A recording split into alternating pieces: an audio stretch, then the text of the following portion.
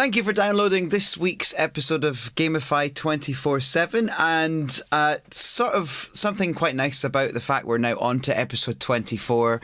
If there was only a way to tie in the number 7, unfortunately there's only going to be 3 of us on the podcast, so that's not even half of 7, because Shaun is with us. I mean, he's not died or anything, he's still here, but he's got a technical difficulty with his microphone because there's a problem with it. So we're going to have the 3 of us, even though Shaun is here. Give us a shout. Shaun, someone's going to have to tell him to shout. Hey, give him a shout. Give a shout. Hey, there he is. All right, so thank you for downloading and welcome to episode 24 of Gamify 24/7.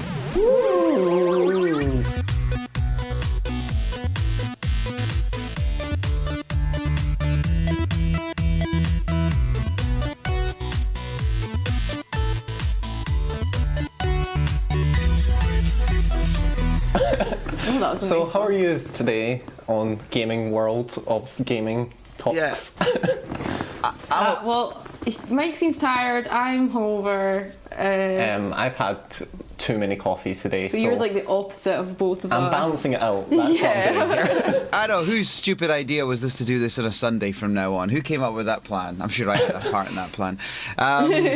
But yeah, all good. It's nice being episode 24. I just don't know how we tie in the 7 this week. Well, there's 7 days in a week, so there you go. Episode 20. But that's kind of the name. That's the whole point, I guess, of the 24/7 thing.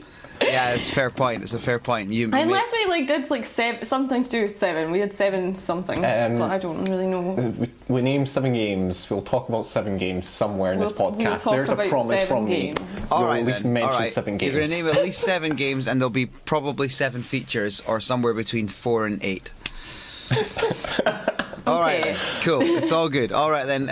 So this week, lots of little things kind of happening. What have you guys been doing gaming-wise? Have you been playing any games this week? Have you had time?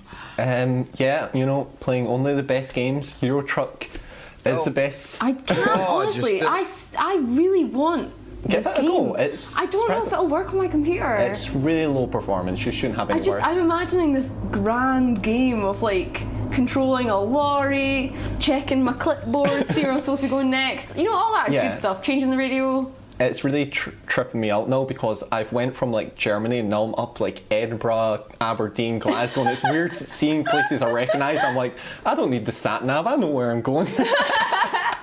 That's so cool though. I really want to play it. One thing I've been meaning to mention to you, Kat, I've actually been playing a game that you will love. You need to play it. Oh, what is it? Okay, I've mentioned on this podcast I don't like horror games. I don't like wandery roundy misty cell games. And I'm not a fan of any episodic games so far. Oh my god. So those are all some things that I like. There's a game called Bendy and the Ink Machine.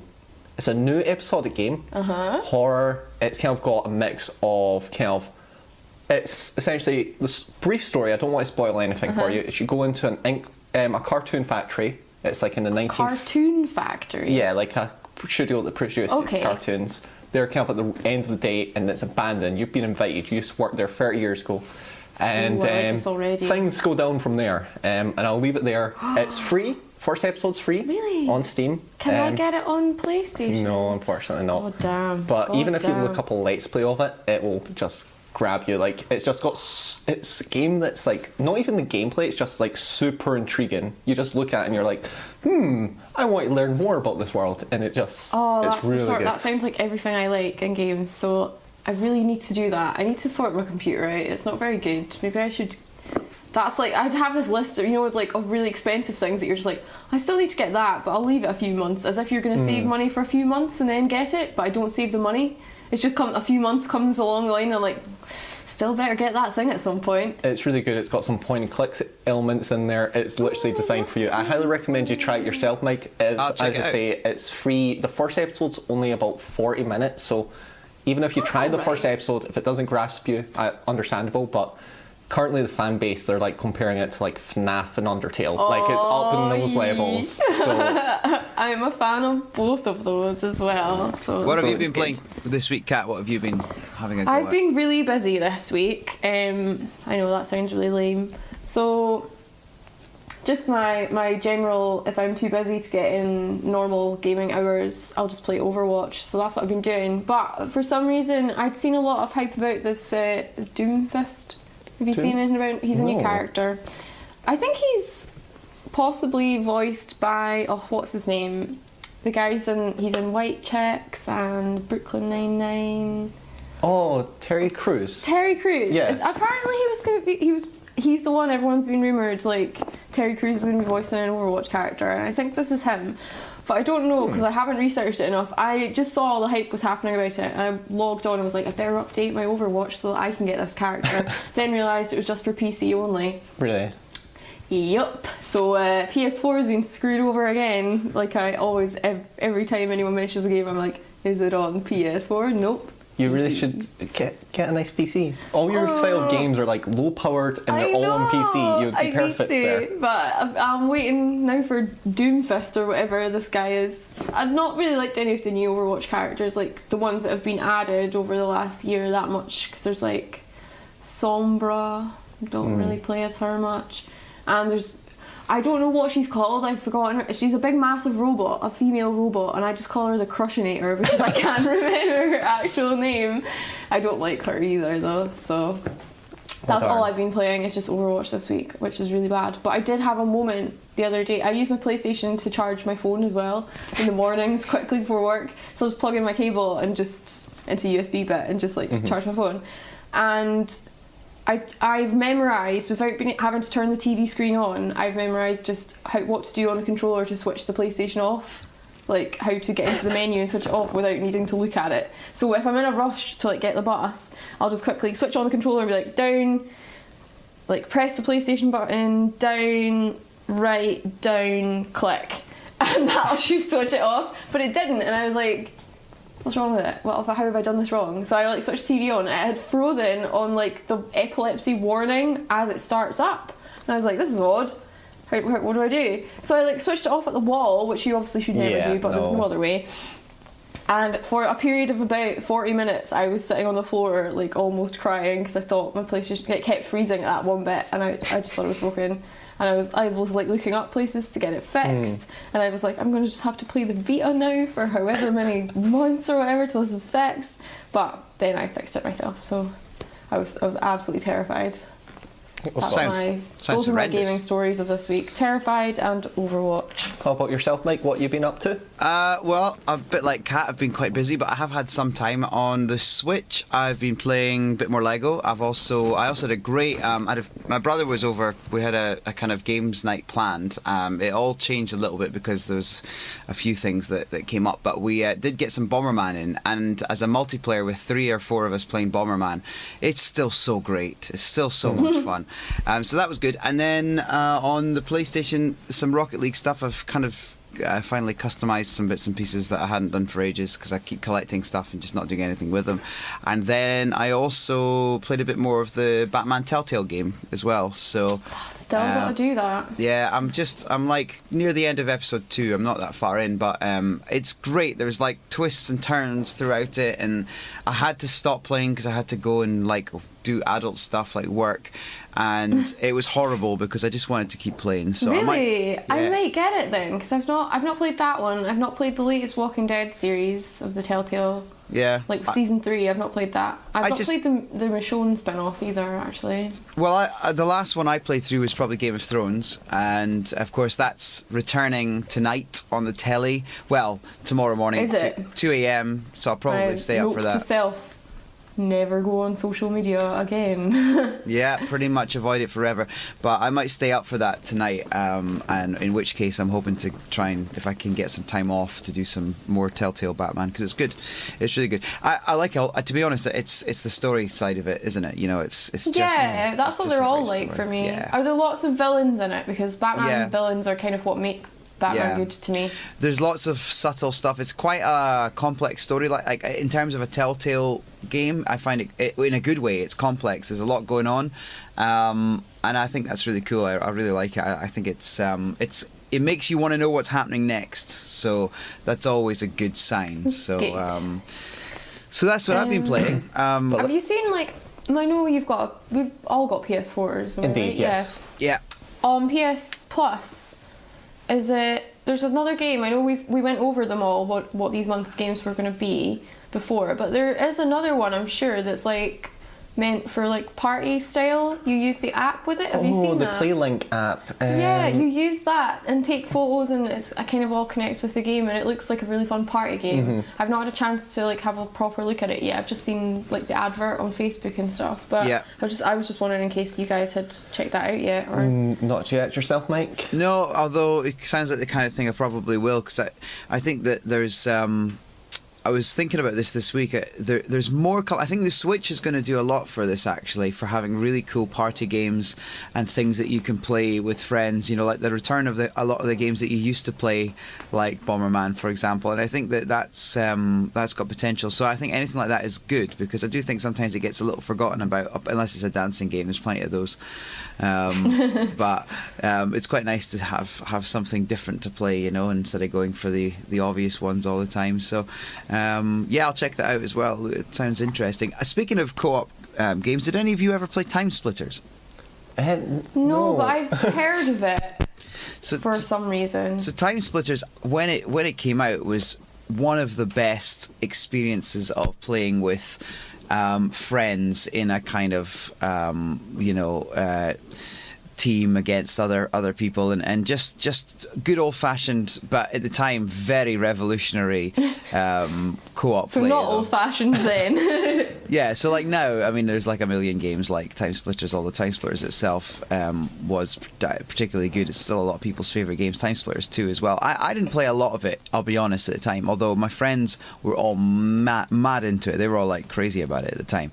Anyway, there's a little project. I thought this was quite interesting, and I think this is the way that we're going to see a lot of things go. There's a little project you can get it on Facebook, called Timesplitters Rewind. A friend of mine, Alistair, who listens to the podcast, pointed it out and said you should mention it, so I think we should.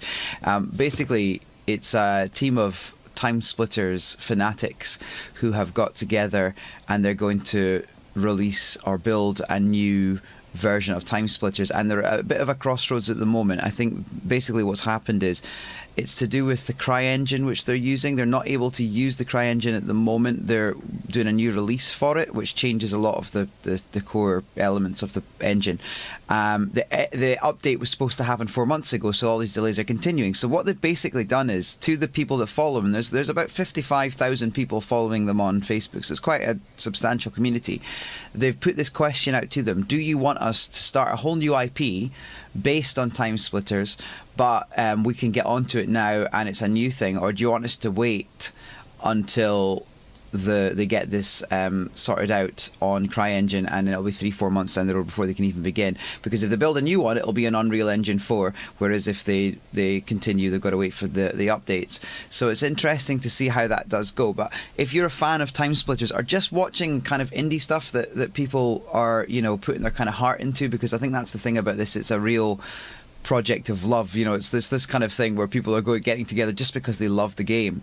And they've got a website as well, which you can check out, which is tsrewind.com. So just timesplittersrewind.com.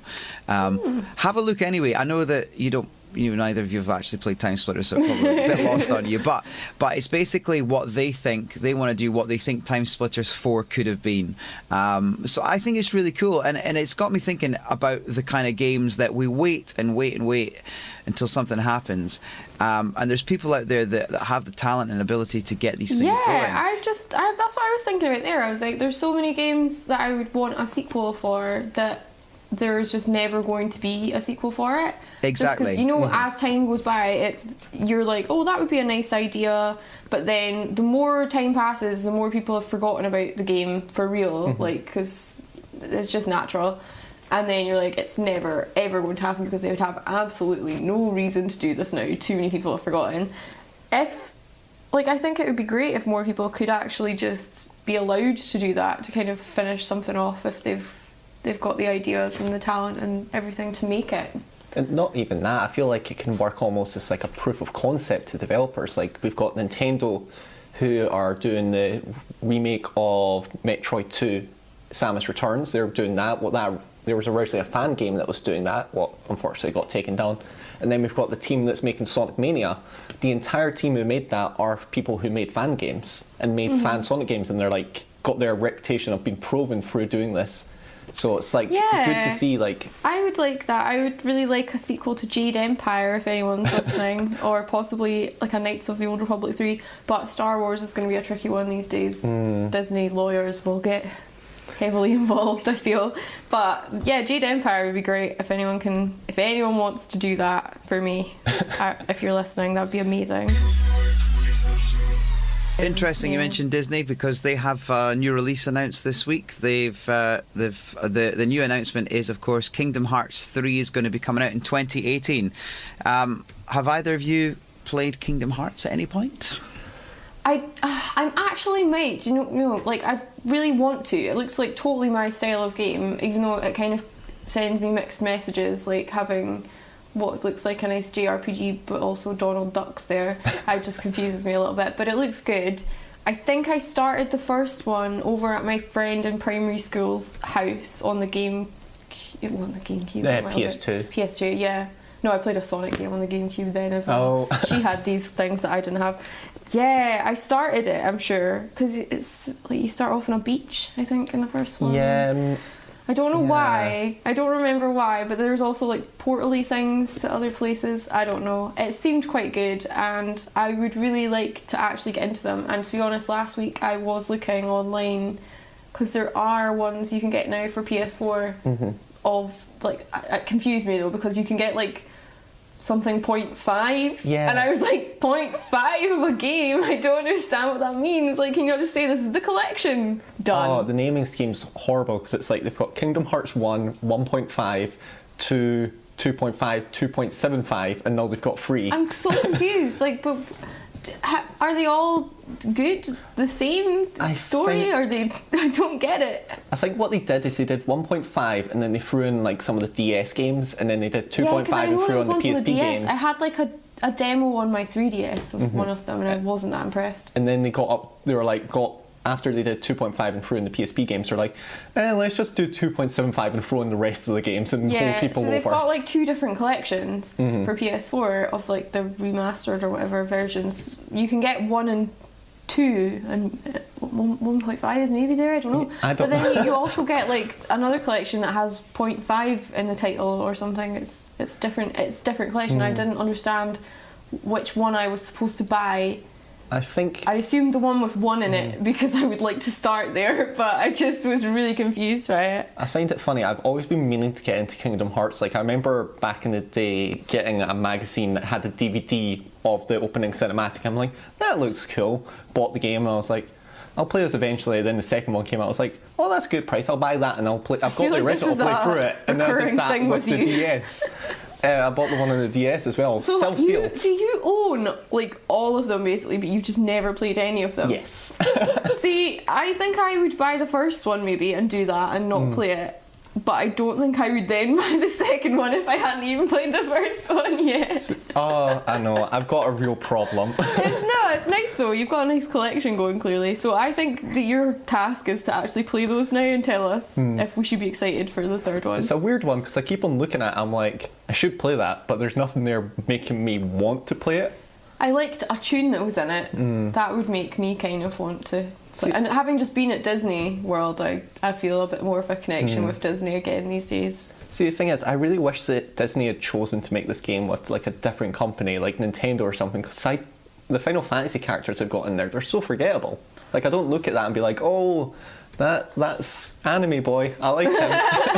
Yeah, I don't remember what the main guy's called. I can picture him in my head though. That main one with the keyblades. There's one with the swishy hair. That's all of them. It is.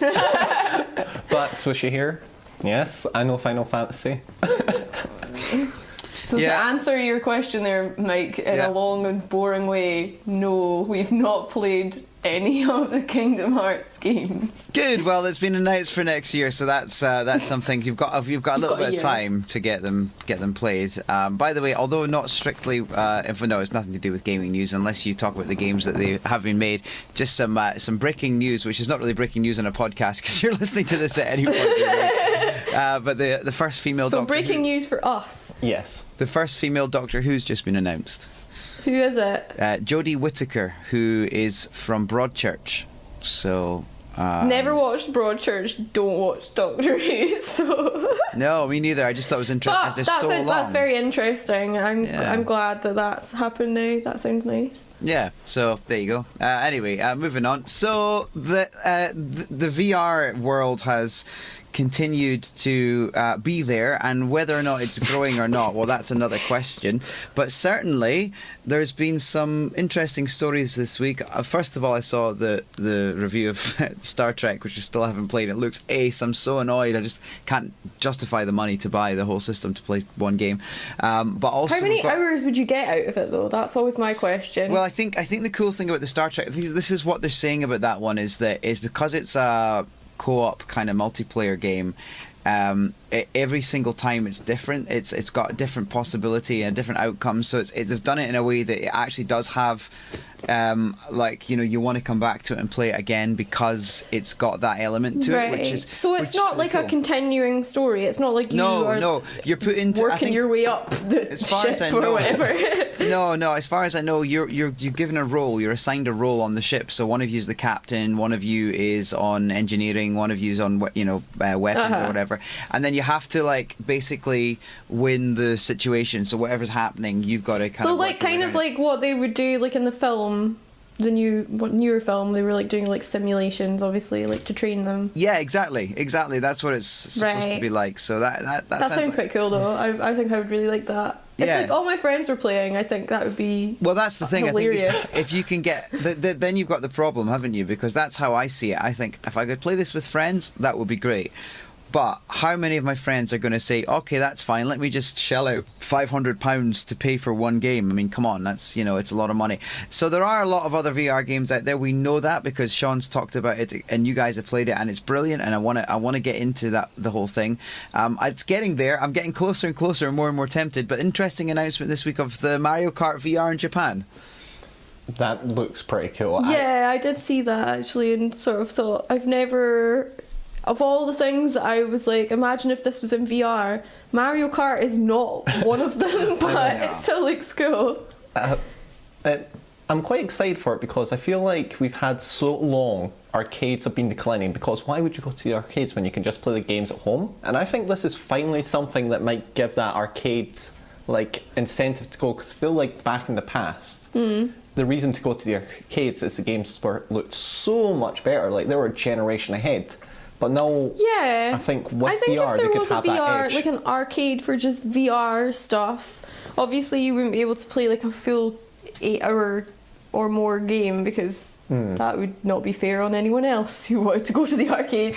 But stuff like Mario Kart and that would be amazing. I think if there was an arcade just for VR, stuff like that, I think that would do really, really well. For all people that don't want to have to buy, Mike, you don't want to just buy VR for just one game or whatever, a headset, then this would be a really good idea for them. Definitely, and as well as that, I feel like one of the main criticisms of VR has been the fact that, it doesn't have long playability, they've got no long form games that'll keep on coming back to, come back and play 10 hours at a time. But the thing is, having these short games that you can play for 10-20 minutes works well in the arcade, and having that... Yeah, that would be so good. I would definitely, if that became a thing, I would be all over it. Because there's so many VR games I would love to play, but I just don't have access to it, and I'm not willing to buy a VR headset for. Yeah. So maybe this is the way that old-fashioned arcades come back then. Maybe this is how we get back to the glory days of people spending the day actually going and, a rainy day outside. Let's not do anything outside. Let's go play at the arcades. Yeah, because Mario Kart VR. I challenge you to a game. Loser will buy me a pizza. Or whatever, that's I'm slightly too young to really remember, the glory days of arcades. But I do remember arcades being a pretty big thing when I was, a kid, and I used to go down and it would be play on the games that you couldn't play at home because they were better, and that's what if I ever went on holiday or anything and ended up at an arcade, I loved it because it was sort of stuff that I couldn't play in my house. We just have a dance mat, and it was better to do the dancing games in the arcade because you had room, and it was also always I liked those ones where you got a fake sword It was like before Fruit Ninja was a thing. You'd slice like people up and stuff with this fake sword, like, and that was kind of like VR to me a little bit then. Like, you know, the ones where you shoot a gun at the screen as well. Oh, yeah. You're physically holding a gun. I just loved all that because it was like, I don't have that in my house. I've just got a controller.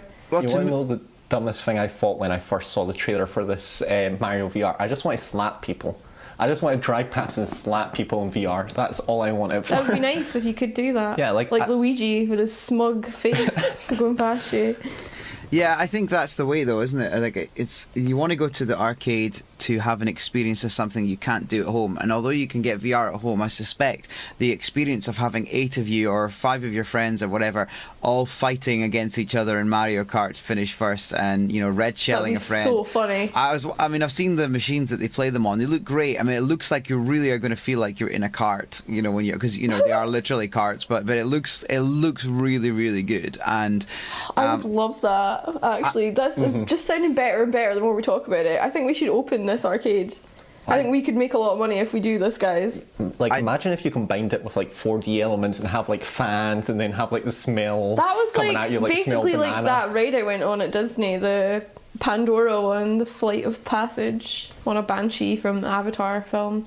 That's what they did. Really?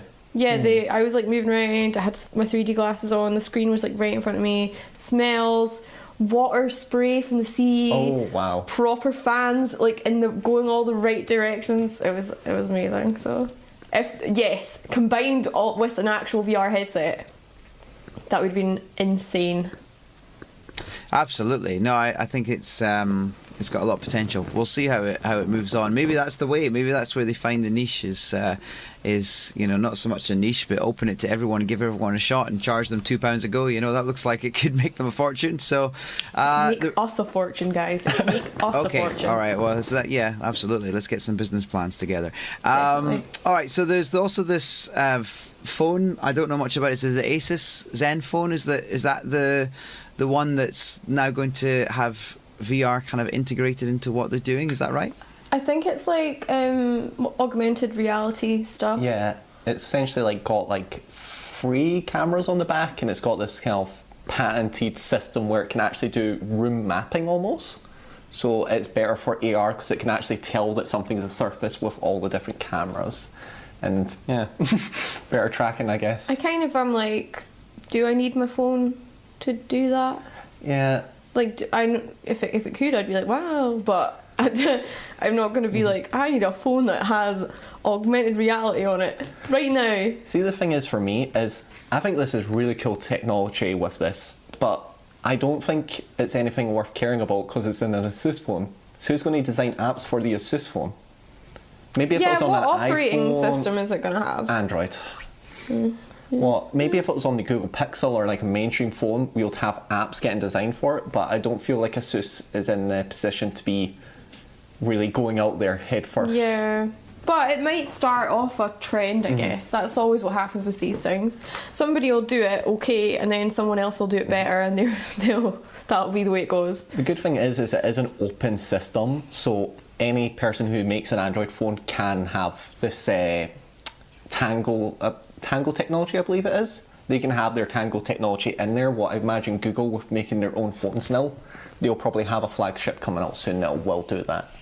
Oh, well, that's exciting times. More money to be spent on stuff, I guess.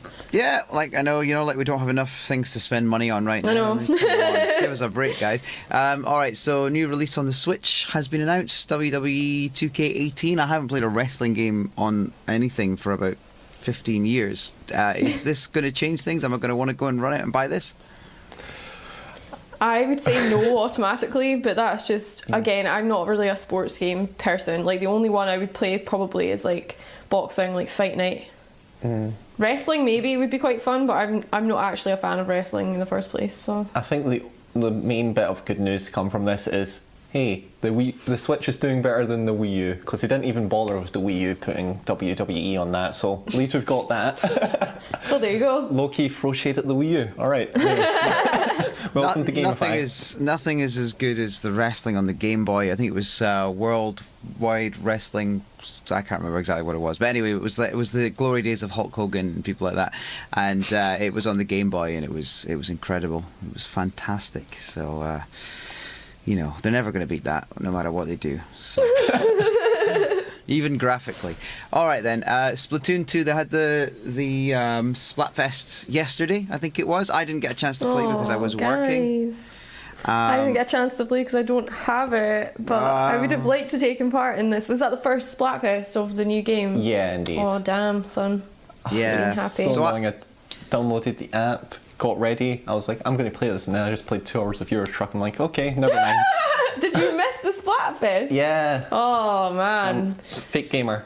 Yeah. So I hope you didn't join a team first. I did. Letting his team down, everybody. You don't deserve that T-shirt. So here's the thing. Like, I downloaded the app on the Switch, and I got in and set up my dude, and then it said join a team, and I was like, yeah, how did I do that? I couldn't figure out. Did it not tell you? In the first one, you'd have to go.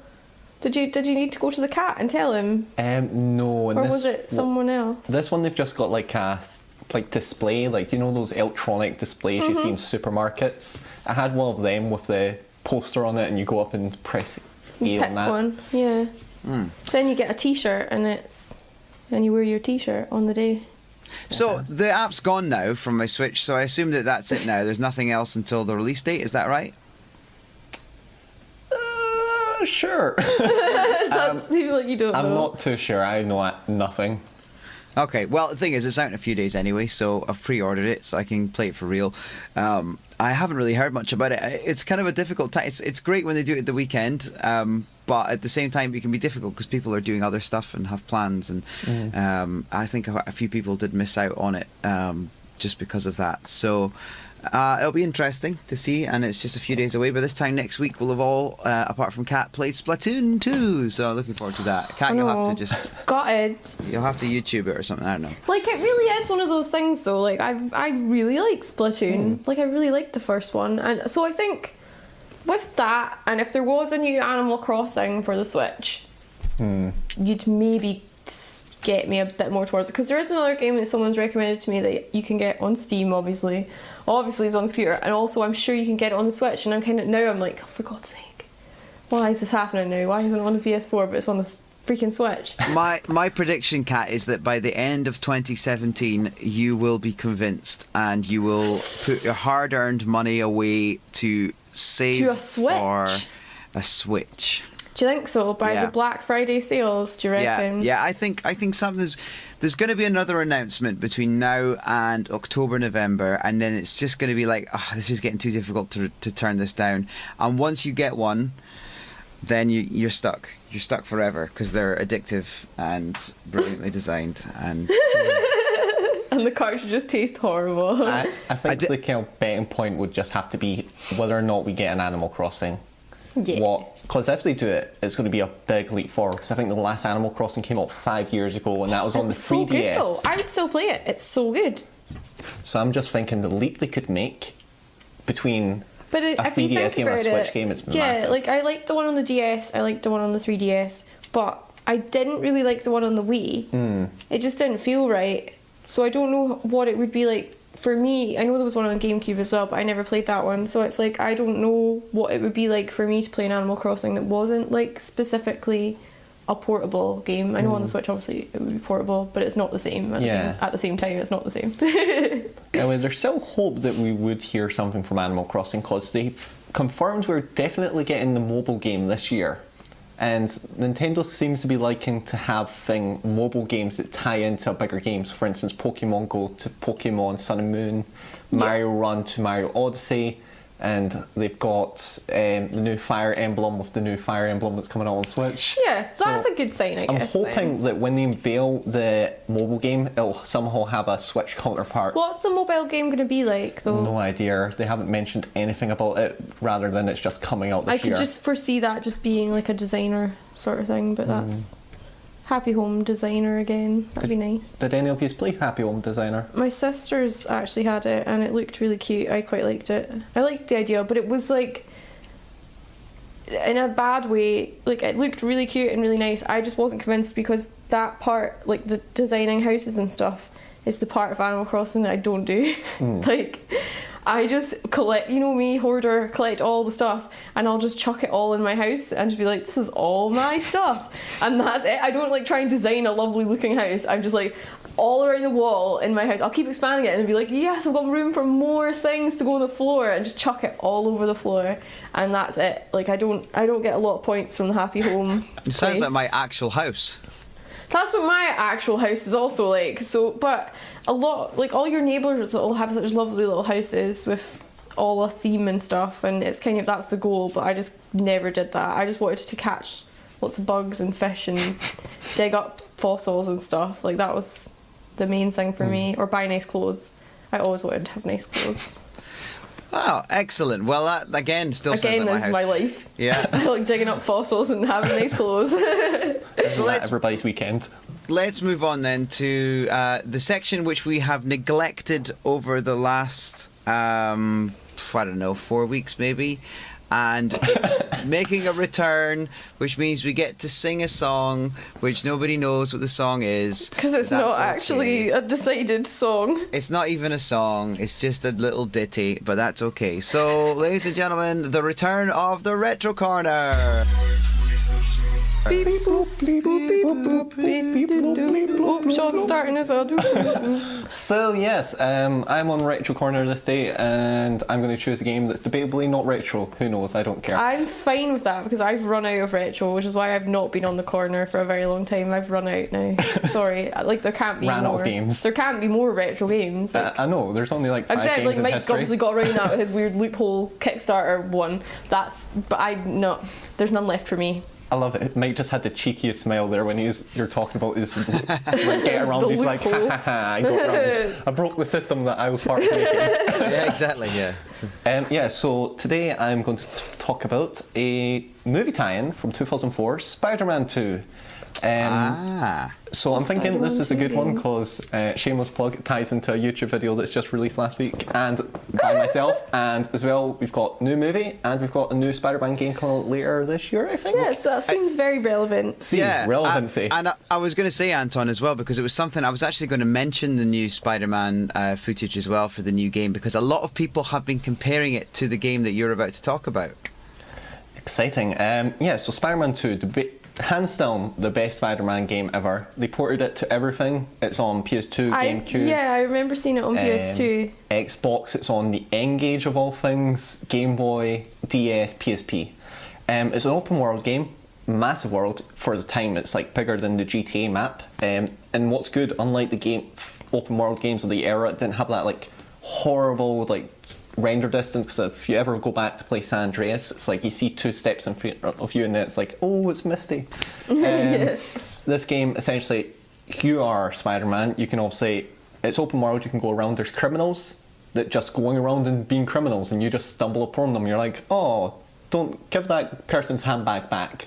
Or so you don't do you have set tasks? Yes, you have a main campaign that has all the missions, and it's like you go through it and it has a plethora of Spider-Man bosses. It doesn't follow the movie, which is good because there's only one villain in the movie. It goes through a bunch of the classic ones like Rhino and Electro. It's all got fancy set pieces for them, like you're in the subway now and you're fighting this guy and that. Mm-hmm. But the part what everybody loves about this game is, one, you have full reign of the city. You can go to the Bronx, you can go to Queens, you can do that. Do you always have to be Spider-Man? Sorry to interrupt. Can I just like go into like a photo booth and change into Peter Parker again? That's one thing people love about it. You can be Peter Parker, you can go around delivering papers, you can be a photographer. That's so cute. See, that's what I do in like games like GTA and stuff. I just want to do the jobs. Mm-hmm. I want to do. That's why I like your truck simulator thing. I like feeling like I'm doing a good job. Oh, it's great. And stuff. You can just be a photographer because you work in news. You can deliver pizzas. Can I go around? What do you take photos of, though? Mainly, what you do is you go and you go around, you find a spot, you position your camera, and you take a photo selfie, of the Spider-Man doing the Spider-Man stuff, because he's all the hot news. This game sounds really good. You can go and do taxi stuff, I believe. It's been a while since I've played it, and you It's just great. The thing I love about it is just you've got this big open world. You web swing from building to building. Unlike other games where you're just like, oh, your webs are going up into the sky and they're attaching to something. You actually need to hit buildings and like coordinate with stuff like that. You can unlock new moves for both combat and traversing the world. And you can just find criminals just around, and then you can do all these little wee jobs. Solid game. The PC port's horrible, don't play it, and so is the handheld ones. But the console ones are solid. And I've ran out of things to say. That sounds really good, actually. So this is Spider-Man 2. Now, there's been so many releases because there was also the Amazing Spider-Man 2, which was from 2014. So it's not that one, no. No, that one's also horrible. Okay. Is there a game of any other Spider-Man films? Yeah, I think every film's had a game, and then they've done games in between them. Because after that game, I've been keeping my eye on every game they release in the franchise, looking for another good one, and they haven't done it. I've looked at all of them. None of them are good. It just seems weird that they would make a game of a film, but it wouldn't be really to do with the film, and it was really good, but then they keep on making games, but they're not the same. Yeah, they're just... I find it weird because they had the same team that the game for Spider-Man 1, 2 and 3. And 1 and 3 are horrible, but they did 2 great. And it's like, especially when they got to 3, I'm like, you had it all right in 2, just do that again. But yeah. But there's only so much you can do with that, isn't there? Just, I don't know. I suppose, no, that's kind of like Batman. Batman's somehow managed to keep it fresh-ish. Yeah, so high hopes for the new Insomnia game, because if you go back and look at this game, give it a go, I guarantee you'll find something in there you'll like, even if it's just doing like pizza deliveries, which is actually one of the most fun parts of the game. Legitimately though, if in the new game you can do pizza deliveries, I'm in, because I like to just do jobs, and I don't care about Spider-Man that much. If I could do like, do you think, can you go out with, what's her chops, Mary Jane? Oh, Can I go out with her? Can I like court people? Can this just be like a life dating sim, but as a superhero? Because I would just, that sounds amazing to me. That would actually be cool. Like, yeah. You know how you have those like generic like dating sim games where it's just essentially clicking on a bunch of menus?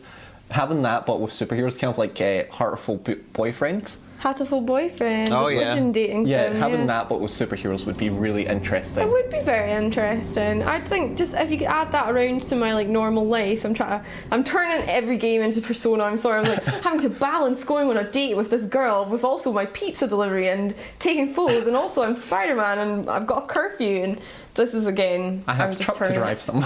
Yeah, this is turning into Persona, but with Spider-Man. So sorry. Yeah, I'd be quite keen on that as well. I'm just imagining the idea of, being Clark Kent and then having to, wear your glasses, and then something happens outside the window when you're on a date and you see it and you know that you've got to go and do it, but you can't take your glasses off because she'll recognize you because then you're Superman, and just glasses and that's it. Well, that was pretty much it, wasn't it? Well, certainly in the older movies, that was it. It was like, oh, he's got glasses on. Oh, he's definitely nothing. He doesn't look anything like Superman.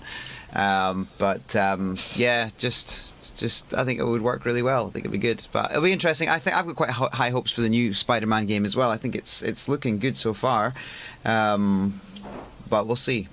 Spider-Man 2 then. I'm going to check it out. I've played it before, but a long time ago, so I need to go and play it again.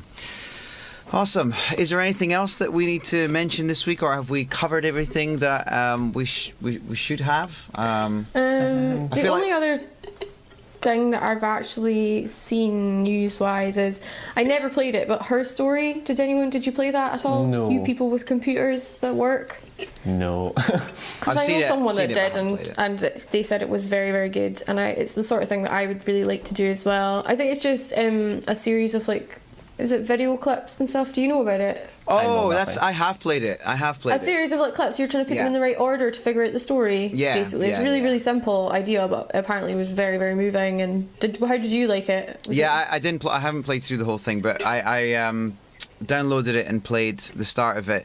I thought it was an incredible idea. I thought it was great. It was like all those horrible ideas in the 90s when we used the video technology, because it was like a new thing, but it was like done really well, and it's what all those games should have been, and very simple as well. But just really cool concept. I will actually go back to it and play through it properly. Yeah, they've announced a second one, like a spiritual successor to Her Story. which is going to be like in a similar vein, but with much higher production values this time round, and possibly celebrity actors involved. Cool. They're hoping this time. So I've heard about that. So yeah, it's just in case anyone else had played that and thought it was good. I have not played it, but again, if I ever get a gaming PC, like, the list will be insane of all the things that I have to actually play.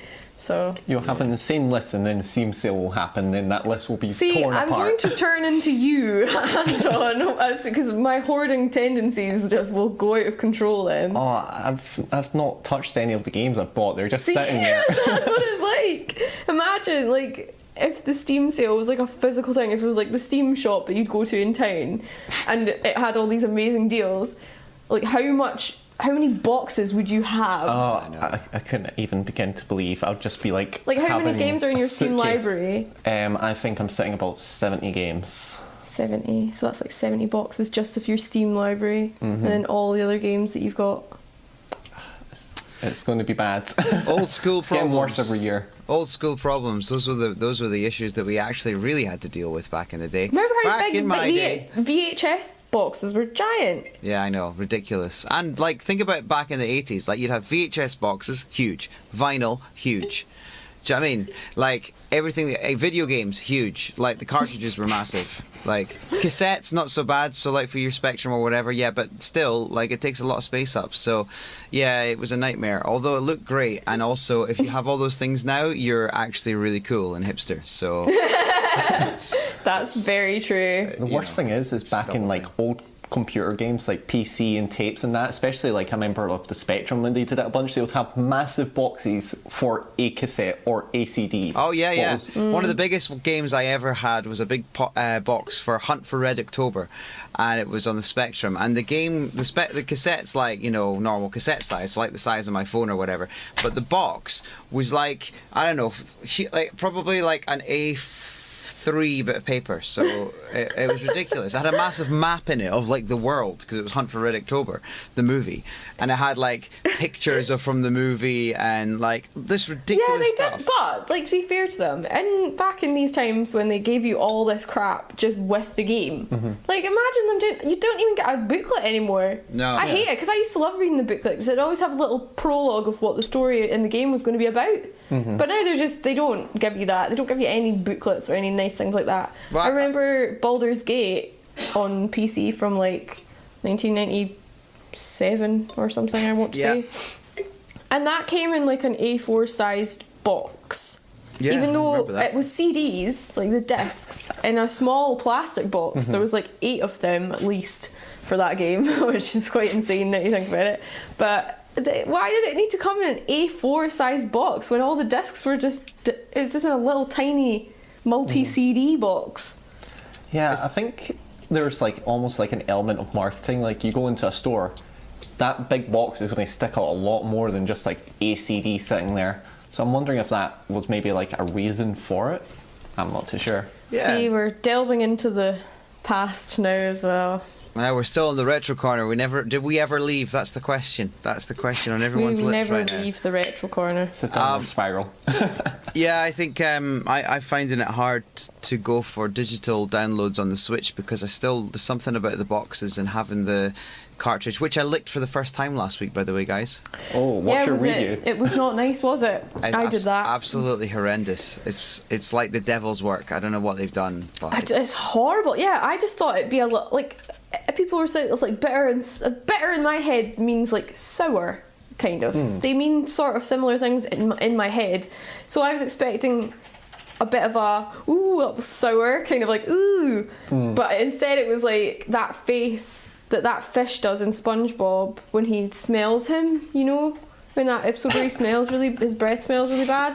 And this fish goes like, ooh, and does like this most horrible face. That's what my face looked like. See, it's one thing just like going and being like, oh, I wonder how bad it is. Actually doing it by accident is the worst thing. Did you like put it in your mouth just to hold it or something? Yeah, I was like fumbling around on the train. I had the Switch and I had the case, and I was like, oh, I'm going to just switch the cartridge. I'll put that in my mouth while as I'm switching carts. Horrible. It really was not a pleasant experience.